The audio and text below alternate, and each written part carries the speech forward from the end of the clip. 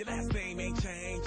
I gotta give to your Virgo. Just sell you off the chain. Jump the broom, I know he wanted fame. Houston, we got a problem, man. I can fix this like we're in plan. I still sip Chris out, follow no trends beyond words. That's beyond thoughts. I should say, that's my fault.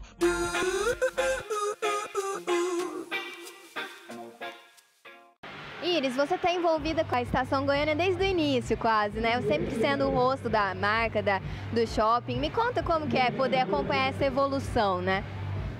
Eu fico feliz, né? Foi um projeto que eu fiz a campanha logo quando lançou aqui o projeto. E eu fico muito feliz de ver que só vem crescendo a cada dia, que todo ano eles continuam movimentando, trazendo artistas, dando trabalho para as vendedoras, para as sacoleiras, para os artistas. É bom que emprega muita gente, isso aí me deixa muito feliz. E me conta um pouquinho já da sua preparação, o carnaval tá aí, muda alguma coisa na sua rotina, na sua preparação? Eu não vou desfilar, né? Agora eu cubro o carnaval também.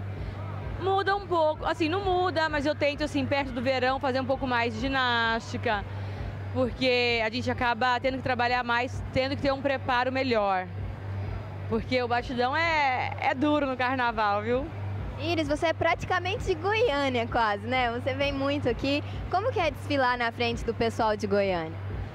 É ótimo. Eu chego aqui, eu desço do aeroporto, me dá uma felicidade, eu olho para esse céu, esse sol. Aqui é melhor, é mais saudável. Eu amo São Paulo, mas como eu sempre passeava em Aruanã, Britânia, eu me sinto em casa aqui. Iris, me conta assim, seu cabelo tá lindo, você é linda. Me conta um cuidado especial seu com a beleza. Olha, gente, como meu cabelo é loiro e eu gosto de cabelo comprido, e é difícil ter cabelo loiro muito comprido porque ele quebra muito.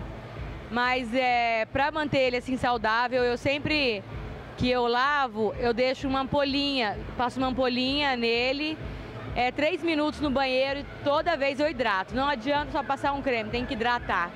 Manda um abraço pro pessoal do portal Botê Brasil que tá assistindo você, então.